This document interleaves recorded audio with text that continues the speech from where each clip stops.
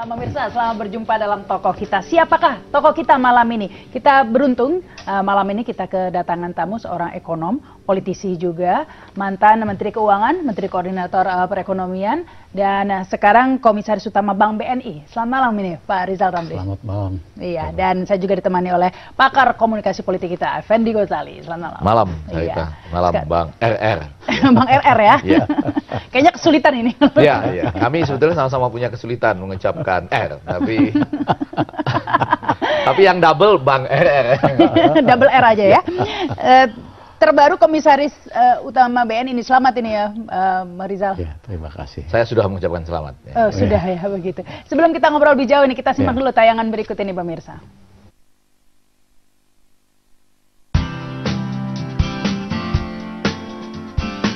Rizal Ramli adalah satu dari tokoh populer di bidang ekonomi, akademisi sekaligus mantan Menko Perekonomian dan Menteri Keuangan pada masa Presiden Abdurrahman Wahid. Ia dikenal sebagai orang yang tak suka pada penindasan. Rizal Ramli salah satu politikus yang sempat merasakan hawa Hotel Prodeo lantaran ia menentang terpilihnya kembali Soeharto sebagai presiden berkuasa pada rezim Orde Baru. Rizal lahir di Padang pada 10 Mei 1953. Ia meniti karir di bidang politik bermula dari kegemarannya dalam berorganisasi sejak duduk di bangku kuliah. Econit Advisory Group adalah nama organisasi ekonomi yang didirikan Rizal bersama dengan ekonom lain seperti Laksamana Soekardi. Organisasi tersebut terkenal dengan organisasi yang sering mengkritisi perekonomian pemerintahan Orde Baru.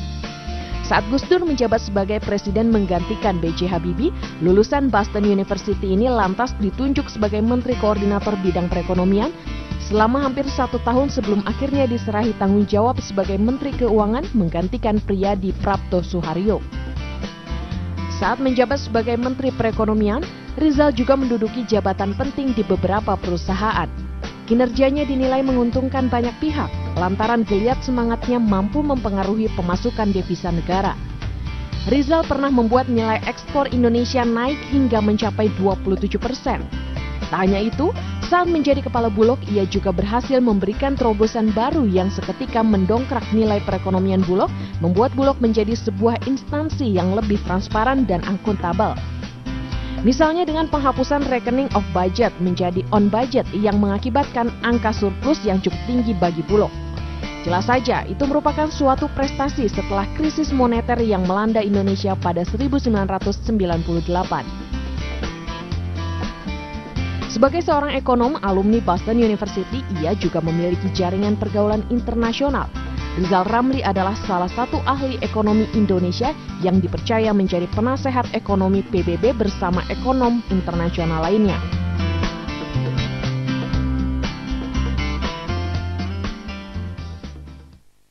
Ya, itu profil singkat ya, Bang Rizal Ramli ini ITB tapi memilih jadi ekonom begitu ya. Memang lebih menarik ekonomi ya? Mungkin ada sejarahnya. Waktu saya mahasiswa saya jadi aktivis. Kemudian dipenjara oleh Soeharto, di penjara militer dan di Sukamiskin selama 1 tahun. 1 tahun ya? Total 1,5 tahun. Banyak membaca macam-macam political economy. Akhirnya tertarik, ya udahlah kita belajar ekonomi aja. Itu. Ya. Jadi gara-gara di penjara waktu itu kasusnya apa ya Pak? Kasusnya kami menulis buku putih perjuangan mahasiswa. Pamflet lah sebetulnya, yang minta Pak Harto jangan dipilih kembali. Cuman Pak Harto marah sekali. Kampus ITB diduduki selama 3 bulan. Gajah Mada diserbu, Unhas juga. Pamflet kami itu diterjemahkan ke dalam 8 bahasa. Saya waktu itu masih 23 tahun. Dan jadi satu-satunya menurut Profesor Ben Anderson dari Cornell, satu-satunya kritik sistematis terhadap sistem otoriter Orde Baru. Dan gerakan 78 itu menyebar berbagai kampus. Kami tidak boleh jadi pegawai negeri. Kebanyakan teman-teman saya jadi dosen di universitas swasta atau jadi orang swasta dan selalu bersikap independen lah pada dasarnya. Ya, ini menarik ini ya, Bang Effendi, karena Bang Rizal Ramli ini memang namanya bukan hanya terkenal di Indonesia saja, tapi internasional ini ya, penasehat ekonomi PBB pernah ya. Bersama 3 pemenang Nobel, masih sampai sekarang. bulan April ini saya akan ke New York. Kita biasa bikin forecast untuk 2 tahun ke depan ekonomi dunia. Setiap awal tahun dipublikasikan. Apa trennya, apa masalahnya, dan apa solusinya. Ini menarik nih kalau bukan hanya dunia saja, forecastnya di Indonesia nih, dolar kan naik terus ini. Nanti tapi sebelumnya saya ke Bang Effendi dulu. Ya, saya sebelum, maksud saya sudah lama mendengar nama Bang Rizal Ramli. Bukan karena sama-sama dari Sumatera Barat, bukan. Tetapi memang mendengar cerita-cerita perjuangan itu tadi. Jadi saya betul-betul ingin melihat selain ahli ekonomi, juga ada upaya perlawanan terus-menerus untuk memperbaiki sistem. Kalau mau nanti dicatat dengan cepat, supaya jangan lupa, ketika menyebut nama Cornell tadi, ketika saya di sana, saya juga pernah mendengar langsung dari Ben Anderson dan teman-teman yang lain, mengenai itu tadi, bagaimana melakukan kritik secara sistematis.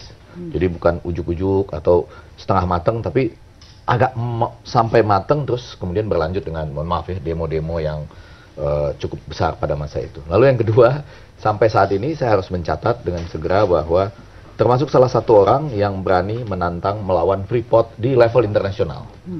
Ya, nanti kita coba gali lagi, karena belum lama ini kita sudah boleh lagi ekspor itu. Freeportnya sudah boleh ekspor, sementara smelternya belum jelas. Nah, nanti kita dengar ceritanya, ini menarik nih. Walaupun sudah dikomisaris, tapi saya tetap berharap, tetap pikiran-pikiran independennya untuk bangsa penting, itu ya. Nah, lalu yang ketiga sebetulnya yang menarik adalah, bahkan saya membayangkan kalau saya menang di Mahkamah Konstitusi untuk pemilu serentak itu pada tahun 2014 yang lalu, ya, yang keputusannya agak kontroversial ditunda sampai 2019, padahal keputusan itu untuk menundanya. Kalau bahwa pemilu harus serentak, 8 hakim mengatakan setuju, lawannya 1. Tapi menundanya sampai 2019 itu diputuskan 28 Oktober 2013 ketika hanya tinggal 6 hakim. Peraturan MK mengatakan paripurnanya 9, setidak-tidaknya 7. Jadi itu orang bisa berdebat apakah pemilu presiden kemarin konstitusional atau tidak. Tapi poin saya adalah, kalau saya itu menangnya 2014, salah satu calon presiden yang bisa dipilih oleh rakyat ya, bukan berarti saya khusus mendedikasikan buat Rizal Ramli, tapi bisa Jokowi, Prabowo, Rizal Ramli, Anies Baswedan, dan ada beberapa nama lainnya. Itu poin-poin penting saya. Iya, ini tentunya. Tapi kita tahu nih, Bang Rizal, sudah disebutkan tadi ya oleh Bang Effendi Ghazali. Ketika masuk Orde Baru banyak kritikan-kritikannya ya, baik itu tentang Freeport, tentang pupuk ya, banyak masukan-masukannya. Nah, tentang Mobnas, mobil nasional ya. Freeport itu kemudian dipakai oleh Mas Amin Rais, bahan-bahannya untuk menulis kritik tentang Freeport. Itu bahannya semua dari kami. Mas Amin Rais menjadi sangat terkenal. Pak Habibie ketakutan, dipecat Mas Amin Rais sebagai ketua pakar ICMI. Iya, iya. Ya, jadi banyak sekali case-case tadi. Tapi yang menarik, Sarita, itu Pak Harto, saya baru tahu dari almarhum Pak Murdiono. Itu rupanya setiap kami atau Econet mengadakan press conference, dulu selalu ada intel-intel zaman Orde Baru. Ternyata tugasnya buat ngumpulin papernya. Dan Pak Harto baca, karena di papernya kan kalau di koran yang diambil yang serunya doang, nggak ada analisanya, nggak ada solusinya. Kalau di papernya selalu ada analisa, ada alternatif solusi kebijakan.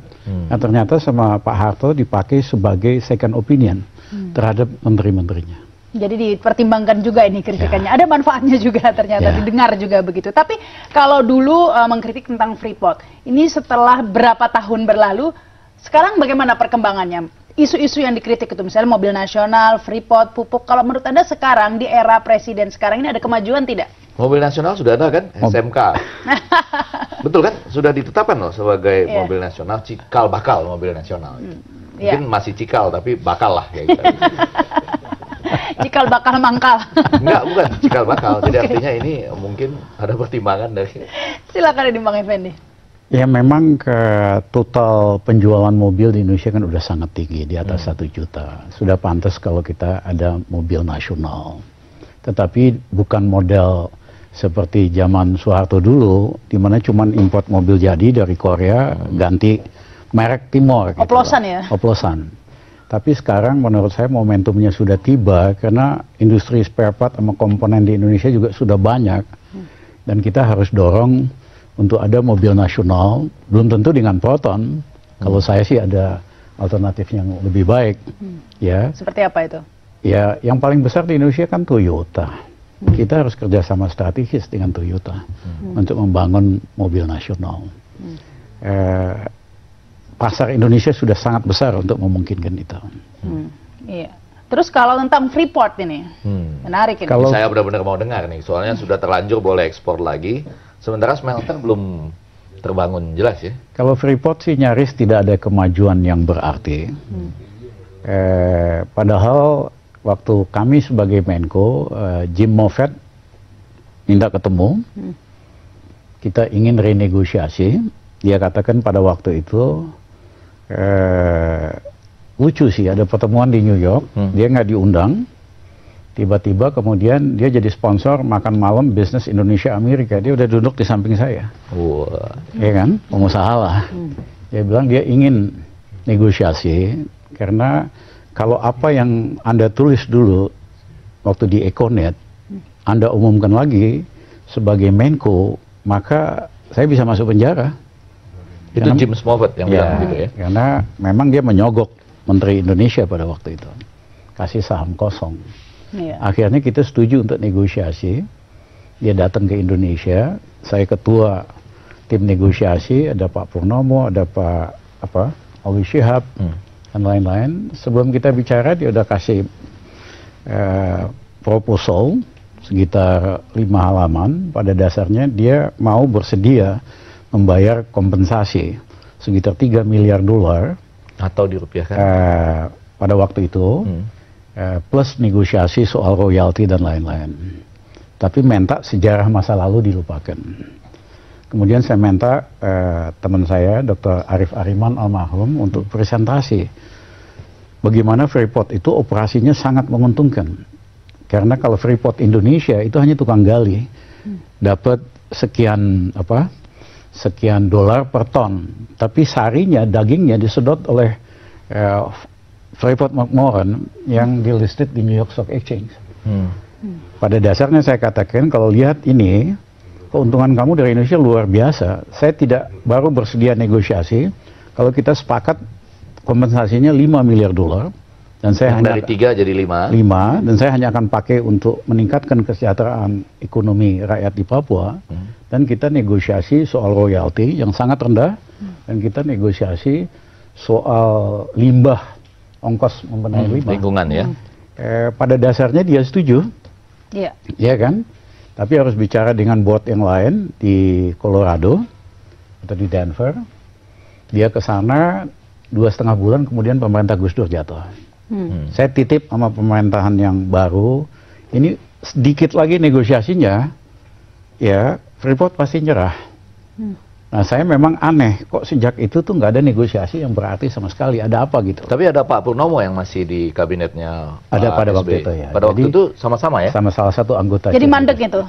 Ya nggak ada negosiasi sama sekali. Sampai sekarang? Sampai sekarang yang berarti ya, maksudnya yang betul-betul bermanfaat buat rakyat kita. Misalnya royalti, Freeport itu sangat murah kok, cuma 1-2%, negara lain 6-7% gitu. Jadi belum ada perubahan tentang Freeport ini meskipun sudah ganti presiden. Ganti reform dari Orde Baru ke reformasi begitu, Freeport tetap sama menurut Anda? Tetap sama. Iya. Ya. Namanya aja Freeport. Jadi, saya kasih contoh pada waktu Freeport itu. Bebas-bebas saja, Pak. Kita nyaris finish bahwa dia pada harus lapor sama board yang lain. Dia akan dan kemungkinan setuju. Kemudian Jim Moffett coba membujuk saya. Dia bilang, Dr. Ramli, saya tahu kamu senang sekali opera, senang sekali Broadway. Lain kali kita jangan rapat di sini dong. Kita rapat di tempat orang kaya di Colorado di Amerika. Kamu bisa pakai private jet saya, kamu bisa lihat ke Broadway dulu. Saya gebrak meja waktu itu, saya muda, masih muda kan. Saya bilang, James, ya kan, don't try to bribe me. Jangan coba sogok saya. Saya bukan pemimpin Afrika. Kamu bayar $5 billion, kita negosiasi royalti, bayar biaya limbah, kita jadi teman. Itu yang namanya Jim Moffett, berdiri dari sofa gitu, datang ke sini mau cium tangan saya. Ya, saya I have no intention, saya nggak ada niat buat menyogok kamu. Yang saya ingin menegaskan di sini, Harita, kalau pemimpin-pemimpin kita tidak gampang disogok, mudah sekali negosiasi dengan asing. Tapi begitu dia tahu pemimpin kita mudah disogok, Iya kan? Cincai aja dia gitu lah. Jangan-jangan yang selanjutnya sudah ke Broadway deh Pak ya? Saya nggak. Atau hobi-hobi yang lain difasilitasi. Nggak, ke Broadway-nya nggak terlalu penting. Nggak terlalu penting. Tapi bagian sogok menyogok itu Nah, yang iya, kita maksudnya takutkan. seperti Karena, itu. nah yang bagian ini harus sering diulang-ulang nih. Ya kalau yang bagian tadi nih cerita soal Jim Smallwood. nggak segitu sehebat yang dilakukan. Ya kalau saya sih jadi presiden atau apa, saya panggil si Jim Moffat datang ke studio yang jelek ini. Mau dia negosiasi pasti. Daripada dia masuk penjara, sahamnya jatuh. Iya. Ya. Tetapi itu tidak pernah dilakukan sampai sekarang ya, karena terhenti yang... Saya kasih contoh juga, Sarita. Waktu saya Menko, Garuda itu kredit macetnya 1,8 miliar dolar. Nggak bisa bayar. Konsorsium bank di Eropa mengancam, kalau Garuda nggak bayar, pesawat Garuda yang keluar negeri disita. Saya bilang silahkan sita. Tetapi kami akan tuntut di pengadilan di Frankfurt. Kenapa? Karena pada masa Pak Harto, pembelian pesawat dan leasing pesawat itu di markup semua. Bank-bank Jerman dapat income dari bunga markup itu. Dan saya yakin kita bisa menang di Frankfurt. Orang Barat tuh sangat takut dengan pengadilan. Langsung bank-bank bankirnya datang ke Indonesia pakai jas dasi, ketemu saya, Dr. Ramli, kita negosiasi deh damai. Maunya apa? Saya bilang saya mau utang Garuda di restructure sehingga bisa hidup terus cash flow-nya. Tetapi dia minta boleh tapi full garansi 1,8 miliar dolar. Saya katakan kalau kita punya garansi 1,8, we don't need you. I call banker di Tokyo atau di Hong Kong, siapa yang nggak mau kasih pinjaman kalau ada garansi pemerintah? Saya bilang saya hanya mau ecek-ecek. Akhirnya mereka setuju, 100 juta dolar cuman dari 1,8 miliar dolar. Yang kedua, apa namanya nih, indirect. Nggak langsung dari pemerintah Indonesia. Kalau ada apa-apa, pemerintah Indonesia nggak default. Baik. Ya. Ini jadi, sebenarnya yang saya mau katakan bukan itu. Kalau kita firm, kita sendiri nggak neko-neko, negosiasi dengan asing nggak seribet seperti yang dibayangkan gitu. Malah jatuhnya yang selanjutnya malah jadi LPG tangguh seperti negosiasi kita yang lainnya. Tetapi sebenarnya bukan hanya Garuda, kita tahu ada PLN, Bulog juga mengalami progres ketika Pak Rizal Ramli ya, meskipun hanya sebentar. Tapi kita harus break dulu ini. Kita lanjutkan lagi nanti pemirsa setelah pesan-pesan berikut ini.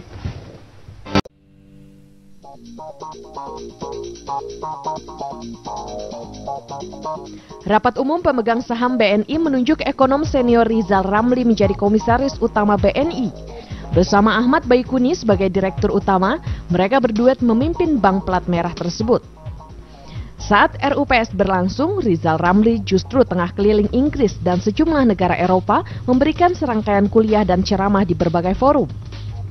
Keputusan menunjuk Rizal sebagai komisaris utama BNI itu memang sempat menimbulkan tanda tanya dari sebagian kalangan, mengingat selama ini Rizal Ramli adalah ekonom yang tidak segan-segan menyampaikan kritiknya kepada pemerintah. Dia bisa disebut berada di garda terdepan dalam menentang berbagai kebijakan pemerintah yang berbau neolib. Rizal Ramli bahkan tidak sungkan turun ke jalan bersama para demonstran manakala itu memang dirasa perlu. Dengan latar belakang prinsip ekonomi kerakyatan yang selama ini diusungnya, pengangkatan Rizal tak pelang menyembulkan dugaan. Mungkinkah pengangkatannya sebagai komisaris utama BNI itu adalah langkah pemerintah untuk meredam ekonom kritis itu? Rizal Ramli bukanlah orang yang suka mencari-cari zona nyaman, duduk manis sambil menikmati gaji dan fasilitas serba mewah dari negara, lalu diam saja patuh pada penguasa pemberi jabatan. Rizal Ramli jauh dari itu. Presiden SBY pernah menugasinya untuk menjadi komisaris PT Semen Gresik. Saat itu Rizal langsung menggenjot kinerja direksi dan seluruh jajarannya. Di bawah tangan dinginnya, Semen Gresik berhasil tampil sebagai salah satu BUMN terbaik, kinerja keuangannya mencorong. Laba bersih tahun 2007 melonjak 37% dari sebelumnya 1,3 triliun menjadi 1,8 triliun rupiah. Inilah kinerja terbaik sepanjang sejarah berdirinya PT Semen Gresik. Lantas apa yang terjadi? SBY justru memecat Rizal Ramli. Usut punya usut, keputusan itu terjadi diduga karena tokoh yang dikenal sebagai ikon perubahan itu ikut turun ke jalan bersama sekitar 20.000 mahasiswa dan pemuda untuk menentang dinaikannya harga BBM pada 2008 silam. Dan pemerintah Jokowi pasti tahu tentang cerita itu. Namun tampaknya tangan dingin Rizal Ramli lebih mendominasi keyakinan pemerintah sekarang bahwa Rizal mampu merapikan dan mendongkrak kinerja BNI. Terlepas dari segala kontroversi yang kerap lahir dari seorang Rizal Ramli.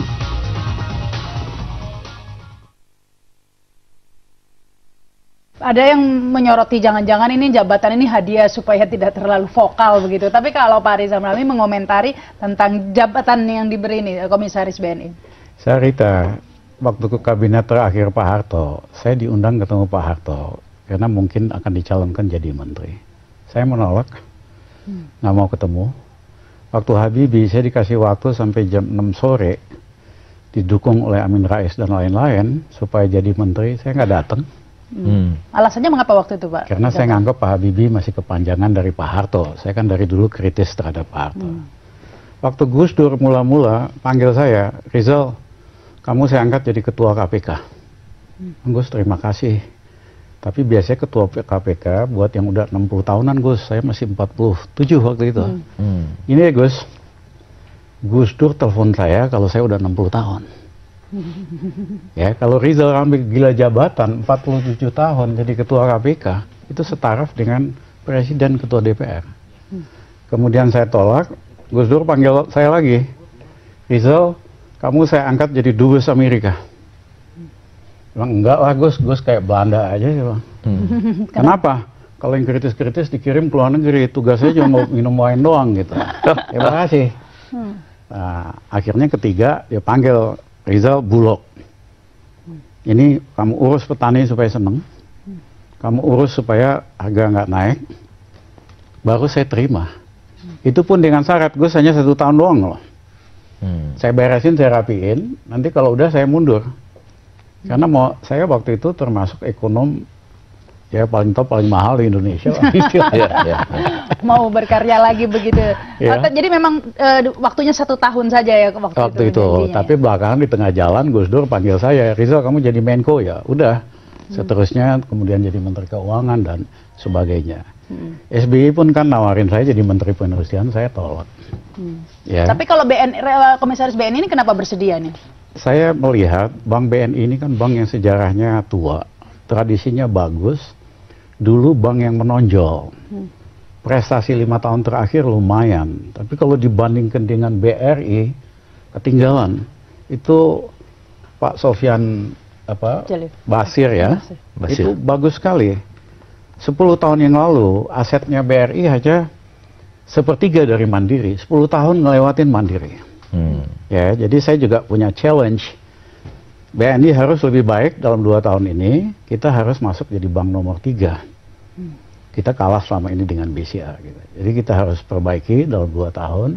Karena saya nggak mau dimanapun Rizal Ramli berada harus ada nilai tambahnya. Kalau nggak ngapain gitu loh. Tapi kontraknya 2 tahun saja nih atau mau berapa tahun di BNI? Ya saya sih ingin yang penting masuk dulu nomor 4 gitu loh. Ya kan? Targetnya. Nomor 3 ya. Nomor 3. Kita kan sekarang nomor 4. Dan banyak hal bisa dilakukan untuk melakukan. Ini menarik nih Bang Effendi ya. Bertangan dingin bisa tepat lah dikatakannya. Karena di Bulog ini bisa dikatakan hanya beberapa dari kepala Bulog yang tidak tersangkut kasus ya. Waktu itu ya kan. Demikian mengenjot juga kan waktu itu di Bulog. Dan yang kedua, di Bulog itu kami nggak pernah, selama kami di pemerintahan, nggak pernah import beras selama 2 tahun loh. Nah ini yang menarik. Iya kan? Nah, saya agak kecewa dengan apa yang terjadi sekarang. Bisa harga beras naik selama 10 minggu, naik terus setiap minggu 500 perak. Dari tadinya 7.000 ke 12.000. Dan faktanya, apa yang diumumkan Presiden, angkanya berbeda dengan lapangan. Ya, yang 8.300 dan 8.400. Nah, kok bisa Menko-nya nggak tahu, Menteri Perdagangannya nggak tahu, Kepala Bulognya juga nggak tahu. Kalau kami dulu ada komputer, ya kalau 1 hari naik 50 perak itu udah kuning. Kayak lihat harga saham. Naik 1 hari 100 perak udah merah. Langsung kami telepon, ada apa nih di Surabaya gini-gini. Ya udah banjirin. Banjirin beras. Akibatnya yang mau spekulasi rugi gitu, buntung.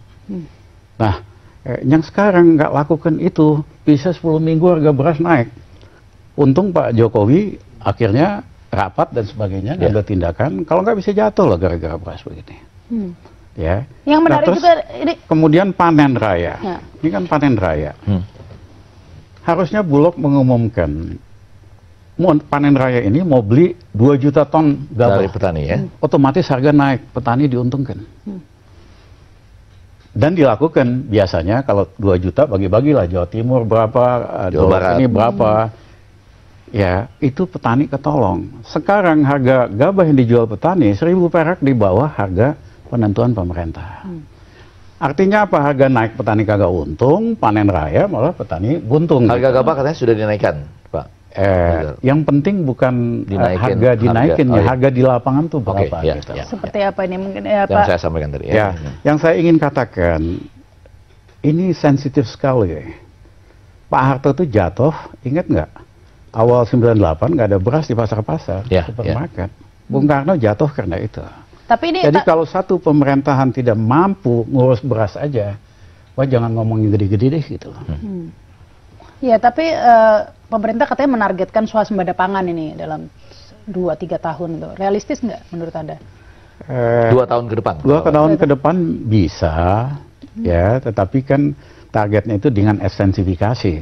Tapi kalau hanya mau capai self-sufficiency, cukup dengan intensifikasi. Karena kalau bangun jaringan baru, apa macam-macam, itu butuh waktu lebih lama kan, bikin sawah baru, harus dilakukan, tapi impactnya baru terasa 3-5 tahun yang akan datang. Tapi kalau intensifikasi, misalnya penggunaan pupuknya lebih tinggi sedikit, ya, bibitnya lebih bagus sedikit, proses pasca panennya dilakukan lebih bagus, kita bisa swasembada kok. Baik, saya akan ke Bang Effendi Ghazali, tapi harus break dulu nih. Setelah pesan-pesan berikut ini kami segera kembali. Kita lanjutkan kalau begitu. Saya ke Bang Effendi Ghazali. Saya masih tercengang, ini the best. Iya, apanya yang beda best gitu kan, lagi mikir artinya. Saya bayangin ini the best stories lah ya kira gitu ya. Ya disambung-sambungin aja nih kalau Bang Effendi ini. Tetapi ini, apa yang the best ini dari Bang Saya malah mau cerita yang kalau the best itu tadi sudah banyak kita dengar, mungkin beberapa hal nanti kalau ditambah jadi pujian lagi. Saya mau bahas kekurangan. Coba Anda bayangkan, ada orang yang berusaha bekerja begini baik, tetapi masyarakat kita barangkali menurut saya nih, ini perlu dicatat dalam konteks komunikasi, nanti harus ada riset-riset selanjutnya, melankolis. Melankolis ini artinya mereka nggak mau tokoh-tokoh yang seakan-akan pemberontak, dalam tanda petik ya, pejuang yang turun ke jalan, berbicara relatif agak keras gitu ya. Saya ingat ketika membayangkan Bang Rizal Ramli, pada bagian lain saya ingat juga Fazrul Rahman, sama-sama dari ITB gitu ya. Kalau bercerita juga berteriak-teriak gitu. Jadi maksud saya ada bagian tertentu, saya mudah-mudahan tidak berharap Bang Rizal Ramli atau Pak Rizal Ramli yang menyesuaikan, mungkin justru media kita harus berani melakukan penyesuaian-penyesuaian untuk ada juga cerita-cerita yang memang sesuai fakta, karena kalau tidak kan bisa disu atau dilaporkan. Kalau Anda cerita sembarangan soal Freeport McMoran, kemudian James Moffat tadi dan segala macam yang berusaha bersimpu dan bilang kalau Anda meneruskan ini saya bisa masuk penjara dan lain-lain, itu kan fakta.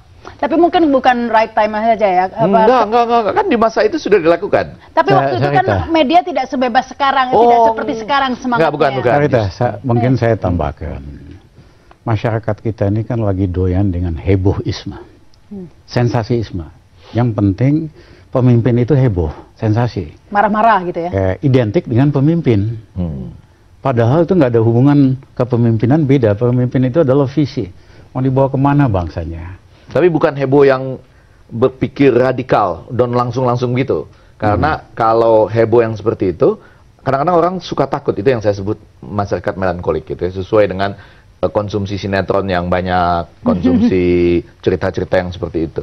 Tapi mereka yang berpikir berani langsung dengan visi kurang dapat tempat ya? Kurang dapat tempat. Baik, silakan dianggap akan bikin lebih banyak masalah, kurang simpatik lah kalau berbicara. Tapi kalau Anda seakan-akan mengayomi semua orang, berbicara dengan bahasa-bahasa yang populis, walaupun kita nggak terlalu tahu sesudah itu apa yang Anda lakukan, tapi pada saat itu terasa enak dan terasa mengayomi.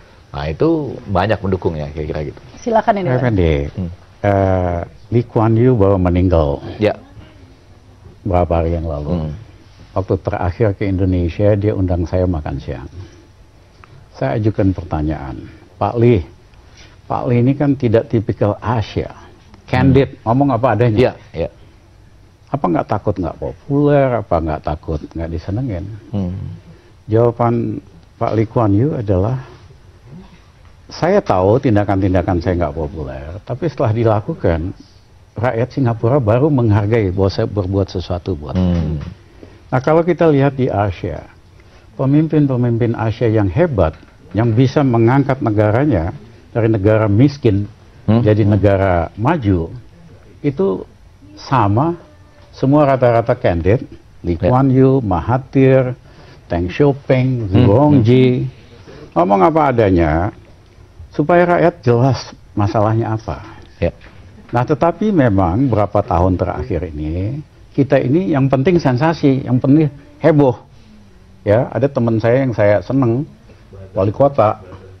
Kalau dia ngerjain apa yang biasa, nggak heboh. Akhirnya dia cukur kepalanya, buka bajunya, heboh gitu loh. Pemberitaannya besar-besaran. Jadi memang dalam hal ini media kita sebetulnya yang memilih kemarin itu media televisi, bukan rakyat. Ya, saya minta media TV terutama juga belajar bahwa kalau milih pemimpin, satu harus visinya dulu, kedua karakternya, yang ketiga track record, kapabilitas kompetensi. Ya, kalau enggak sulit buat kita jadi bangsa yang besar dan hebat gitu. Apalagi masalah Indonesia ini bahasa Sundanya sudah pabaliut, sudah ribet gitu.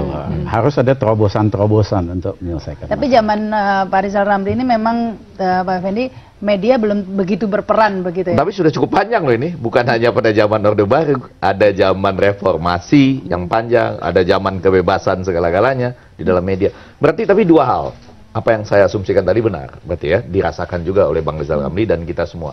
Saya ingin mengatakan, sulit bangsa kita punya pemimpin yang visioner, bukan hanya Bang Rizal Ramli, pasti masih banyak juga yang lain. Kalau misalnya sistem media kita masih seperti ini, tidak memberikan tempat pada gagasan-gagasan yang menantang, yang memang seperti, siapa yang berani melawan Freeport, misalnya. Oh, pikir nggak ada yang mengatakan ini, dan ini masih berlaku terus, perkataan ini. Anda nggak akan mungkin jadi presiden Indonesia kalau tidak didukung oleh negara superpower. Lupakanlah itu, ya kira gitu ya.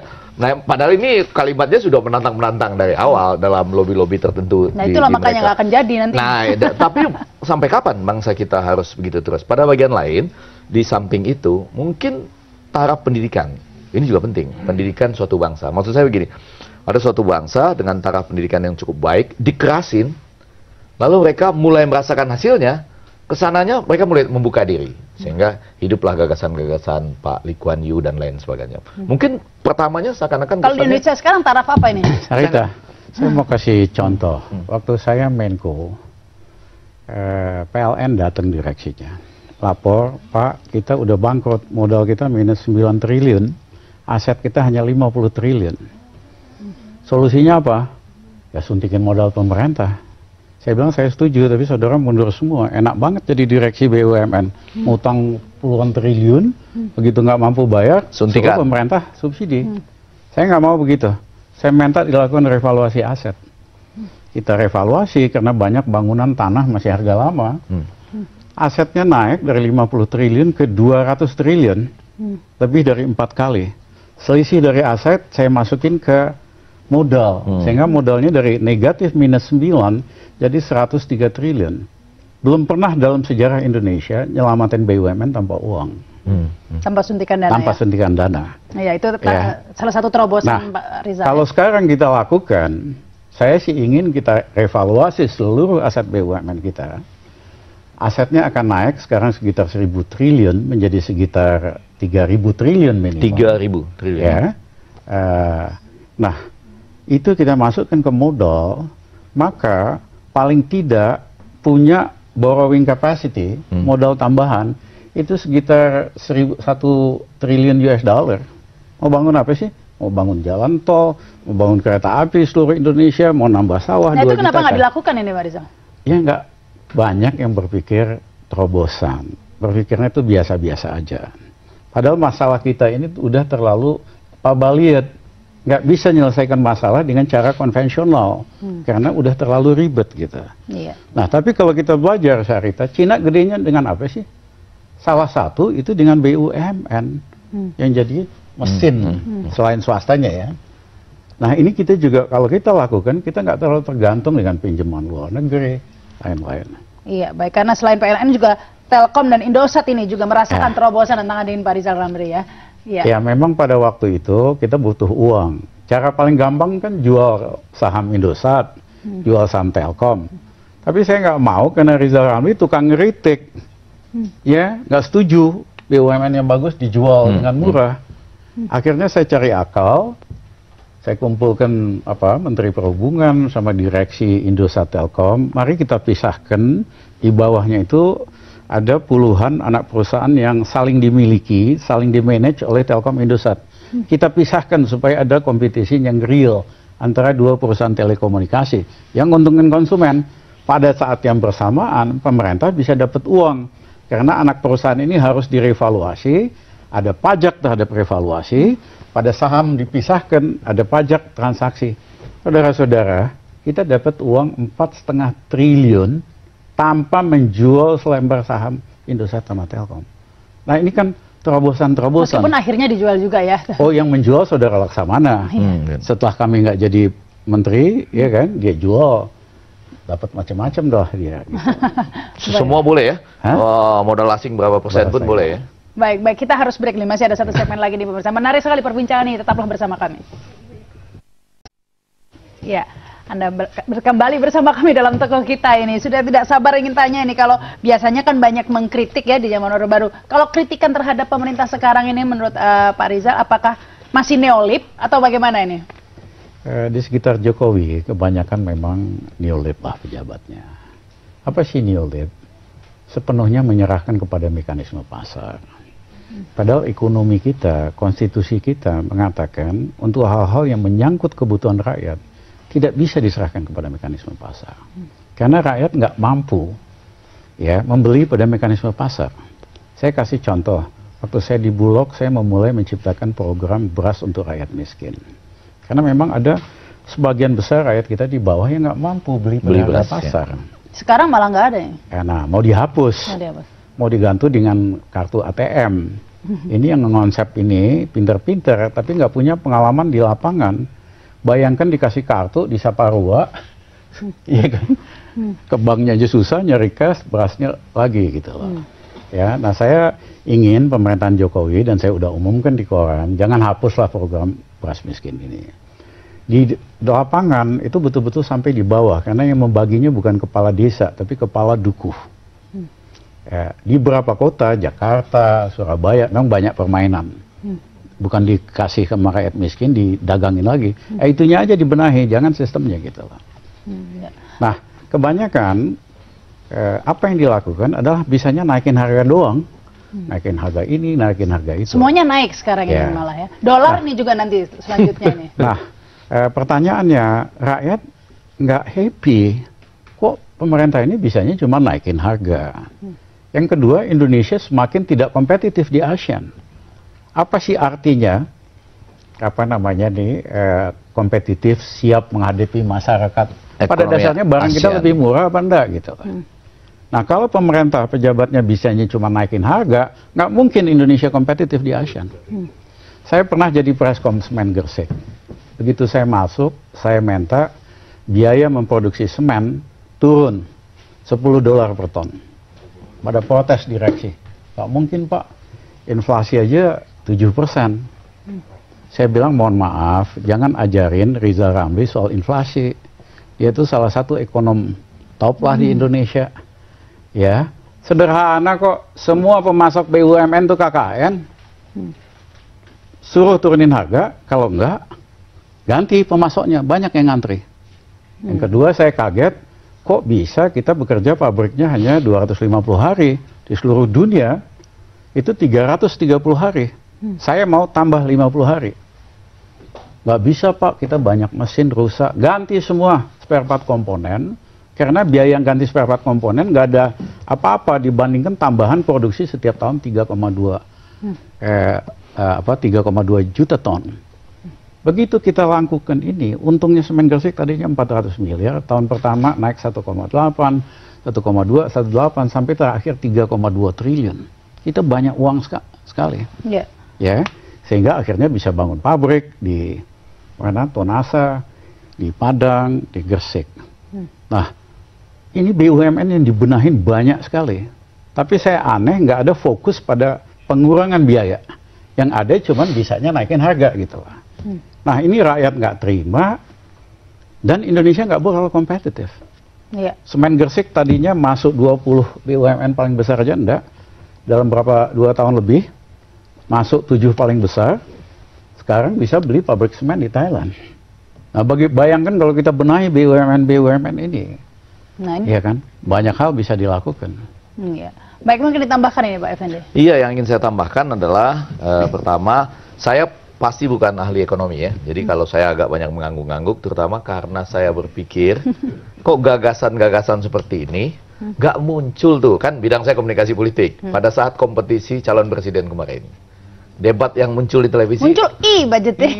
Sangat artifisial begitu ya, seakan-akan cuma bertanya, kalau Bapak begini, yang ide-ide seperti ini ya. Dan, yang lebih real ya? Iya, kan bukan hanya bisa dimiliki oleh Bang Rizal Ramli, tapi ini kan top. Karena penasihat ekonomi PBB, nanti kita harus cari lagi penasihat ekonomi Asia atau negara-negara lain. Tapi maksud saya gagasan-gagasan ini harusnya muncul loh di dalam forum yang seperti itu, supaya kita bisa menentukan visi bangsa ini kemana. Bukan hanya debat, selanjutnya pun tidak pernah muncul. Tadi itu menaikkan harga yang muncul. Sekarang ya, mohon maaf saya ini, mudah-mudahan pemirsa ada yang setuju dengan saya, mungkin ada juga yang marah-marah dengan saya, nggak apa-apa.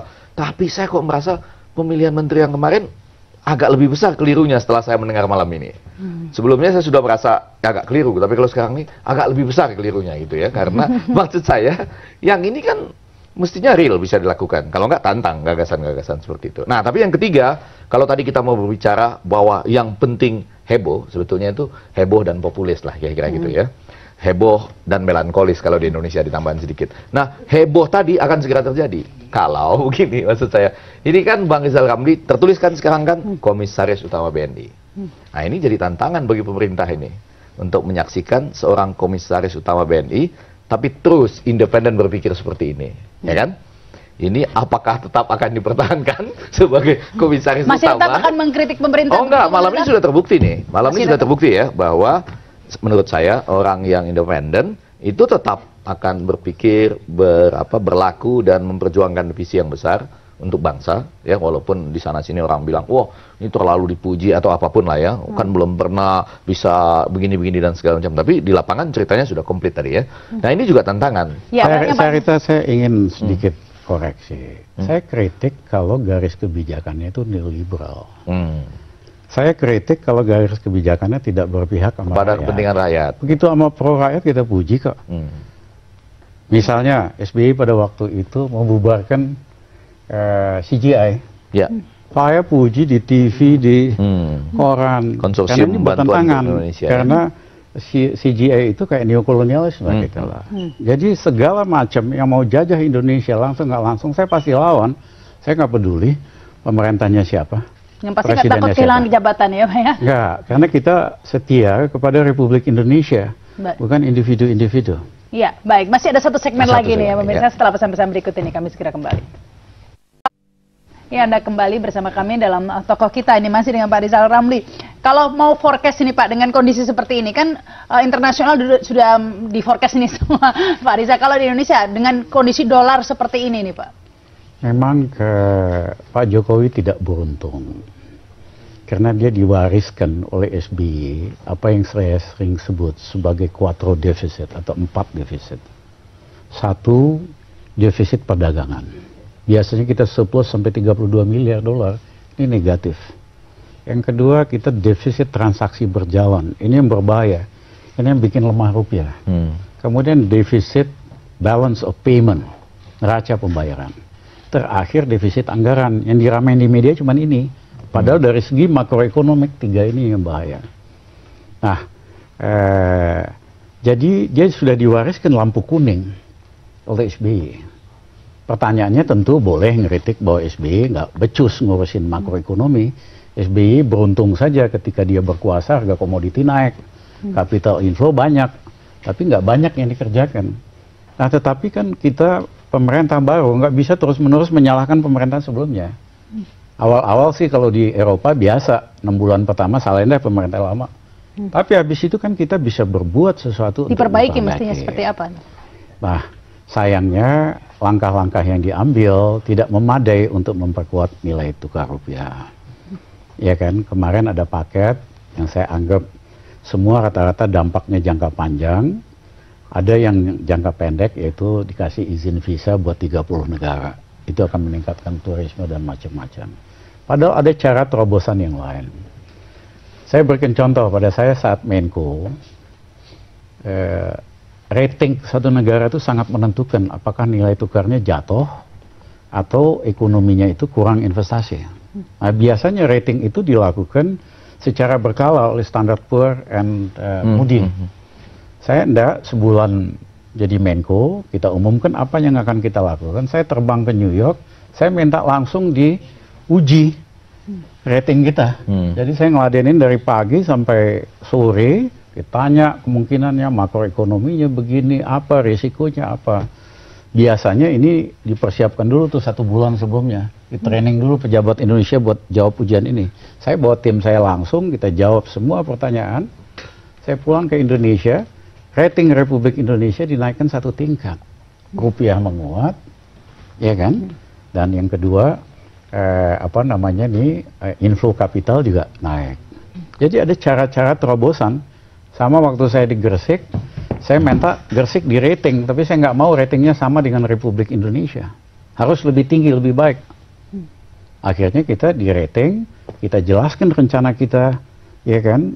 Hari kerja bakal nambah, kemudian cost bakal turun, macam-macam. Dinaikin ratingnya oleh Standard & Poor's dan Moody's 2 notch, 2 tingkat di atas Republik Indonesia. Artinya kalau kita minjem, bunganya murah sekali. Nah, ada cara-cara begini. Yang belum dilakukan ini Pak ya? Yang ya... Saya belum atau tidak akan dilakukan? Ya mungkin nggak terlalu yakin ya. Kalau datang ke New York buat jawab pertanyaan itu kayak ujian, jangan-jangan nggak bisa jawab. Atau bisa kan bisa hire tim ya? Atau bisa jadi masukan dari Pak Rizal Ramli mestinya nih? Ya, gitu. Maksud saya banyak cara untuk melakukan ini. Ya. Ya kan? Tapi kalau kita nunggu aja, masalah makin lama makin gede, makin ngegelinding, dan akhirnya komplikasi. Iya. Baik ini mungkin yang terakhir ini. Iya, Pak, saya mau bagi closing. pertanyaan dan pernyataan saya ini. Yang bagian pertama saya yang nanya, apa yang baik dari pemerintahan Joko Widodo ini? Nah, ini agak penting nih ya, supaya kita dengar juga dari Rizal Ramli apa yang baik ini. Paling nggak supaya kita bisa juga tidur agak punya harapan lah ya kira gitu ya. Yang baik saya rasa dia so far ya nggak jorok lah. Ya. Maksudnya? Corruption atau interest KKN-nya menurut saya belum kelihatan atau belum ada lah gitu. Itu kekuatan dia. Dia juga humble. Tetapi ada satu prinsip Pak Effendi. To win an election, untuk memenangkan pemilu, you have to win the heart of the people. Mesti ambil hati rakyat. Tapi to run an effective government, tapi untuk memerintah secara efektif, cukup tahu 200 orang aja. Ahli komunikasi, Pak Effendi, saya ada masalah komunikasi, telepon Pak Effendi. Gimana nih? Ada masalah buruh, saya tahu siapa nih. Ya. Ada masalah bisnis, saya tanya, telepon, tolong bantu. Ekonomi ke Pak Rizal. Ekonomi, ya kan? Nah tetapi, mohon maaf, Pak Jokowi itu wali kota dari Solo, dia nggak kenal di Jakarta ini siapa aja. Kennedy, ya, coba datang ke Museum John F. Kennedy di Boston. Lihat angka rapotnya waktu jadi mahasiswa di Harvard. Jelek, DE, banyakan F, karena dia main doang, gaul doang. Gitu. Tapi begitu dia jadi presiden, dia didampingi oleh the best mind in the country. Dia didampingi oleh Profesor Schlesinger. Kalau kita baca ada quotation Kennedy yang bagus, itu sebetulnya Schlesinger. Didampingi oleh ahli Rusia paling top, didampingi oleh ahli strategi paling top. Jadi dia dikelilingi oleh the best mind. Kalau Jokowi yang mendampingi gimana sekarang? Pak Harto, pendidikan cuma SD, juga berhasil dikelilingi oleh orang-orang the best lah. Ya, Mas Jokowi, ya harus perbaiki kalau dia mau jadi presiden yang hebat, ya kan? Nggak bisa ngandalin orang di sekitarnya. Jadi yang maaf lah ya. Iya, sambil menyambung itu kan yang sudah kita dengar belakangan ini trio singa ada di istana ya, itu dari banyak pihak. Jadi rupanya perlu ditambah lagi dalam konteks semua yang tadi itu ya, bagaimana memanfaatkan potensi-potensi orang-orang hebat di Indonesia selain trio singa saja. Tuh. Nah, mungkin yang jauh lebih penting saya tetap ingin mengatakan tadi bahwa sebuah bangsa yang besar tidak mungkin bisa maju dan sukses selama medianya, mohon maaf lagi, ini termasuk media juga, tidak mampu menayangkan atau menyambut ya, harus menyambut juga, bahkan menjemput pikiran-pikiran besar. Kapan perlu pikiran itu, mula-mula orang akan benci, ditantang, lalu melihat bukti. Hanya dengan begitu sebuah bangsa bisa bangkit. Nah, kalau kita TV sudah memulai nih ya, iya, menyampaikan kan ya. Ya. Dan jangan lupa, ini berbicara rating-ratingan tadi segala macam. Rating yang sedang berlaku untuk mengukur media di Indonesia ini tidak pernah diaudit secara baik oleh sebuah komisi yang namanya Media Rating Council, yang bisa melakukan secara independen karena ditugaskan oleh negara, dan setiap saat dia bisa datang dan mengatakan mana responden Anda. Jangan kalau nanya responden Anda mana, kami siapkan Pak, 2 minggu lagi Bapak bisa datang, kami tunjukkan. Nah, bukan itu, bukan itu. Jadi ini bicara soal kejujuran juga dalam konteks. Ya, karena monopoli juga rating ini, kita tidak tahu ini benar atau tidak juga, sehingga kan media, industri media tunduk kepada instruksi rating ini. Sebelum saya berhasil menemukan teori yang lain, saya percaya bahwa ada invisible hands yang mengatur supaya bangsa kita begini-begini saja, sehingga pikiran-pikiran besar dari tokoh-tokoh itu mungkin terlihat aneh, tidak dapat diterima. Marilah kita hidup dengan populis, dengan yang heboh atau yang sensual tadi ya. Dan ya menghibur dirilah. Kata Postman, amuse yourself to death. Ya, itu Profesor Postman yang bilang itu ya. Baik, luar biasa. Terima kasih nih Bang Effendi Ghazali, juga Pak Rizal Ramli. Luar biasa perbincangan kita malam ini. Sayang sekali waktunya sudah habis. Terima kasih. Silakan Indira. Iya, Mbak Rama. Untuk tamu-tamu spesial malam hari ini, Pak Rizal Ramli dan juga Bang Effendi hingga Mbak Rama, ada request dari Pak Kawian, sang produser, lagu dari Tulus, Jangan Cintai Aku Apa Adanya. Tak sulit mendapatkanmu,